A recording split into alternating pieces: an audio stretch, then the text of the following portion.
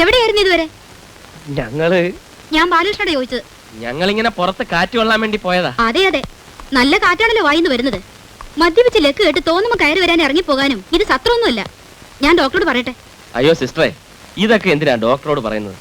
Please പ്രശ്നമൊന്നും ഉണ്ടാക്കരുത്. സമ്മതിച്ച് ഞാൻ അല്പം കുടിച്ച് ഞാനൊരു കമ്പനി കൊടുത്തു. ബാലകൃഷ്ണൻ ഒരു ഹാർട്ട് പേഷ്യന്റ് ആണെന്നുള്ള കാര്യം മറക്കരുത്. മറക്കുന്നില്ല സിസ്റ്ററെ, അതുകൊണ്ടല്ലേ സ്വല്പം കുടിക്കുന്നേ. സിസ്റ്റർക്ക് അറിയാമല്ലോ മരണത്തെ കാത്തു കിടക്കുന്ന ഒരു ചെറുപ്പക്കാരന്റെ നിസ്സഹായാവസ്ഥ. സത്യം പറയാമല്ലോ സിസ്റ്ററെ, ആകെ കൂടിയുള്ള ഒരു ആശ്വാസം മാലാഖമാരെ പോലെ പുഞ്ചിരിച്ചു നിൽക്കുന്ന നിങ്ങളുടെയൊക്കെ സുന്ദരമായ മുഖം കാണുമ്പോഴാണ്.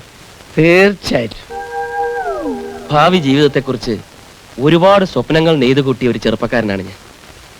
അതെല്ലാം തകർന്നു വീണുകൊണ്ടിരിക്കുകയാണെന്ന് ഓർക്കുമ്പോൾ അല്പം കുടിച്ചുപോയി. അത് തെറ്റാണെന്ന് സിസ്റ്റർ പറയൂ? ഈ നിൽക്കുന്ന വർഗീസ് പറയൂ? ഇതൊക്കെ പറഞ്ഞ സിസ്റ്റർക്ക് മനസ്സിലാവും, പക്ഷെ ഡോക്ടർ ഹരിപ്രസാദിന് മനസ്സിലാവില്ല. കാരണം മനുഷ്യ ശരീരത്തെ കീറി മുറിക്കുന്ന അയാളുടെ മനസ്സ് പച്ചമാംസവും ചോരയും കണ്ട് മരവിച്ചിരിക്കുക.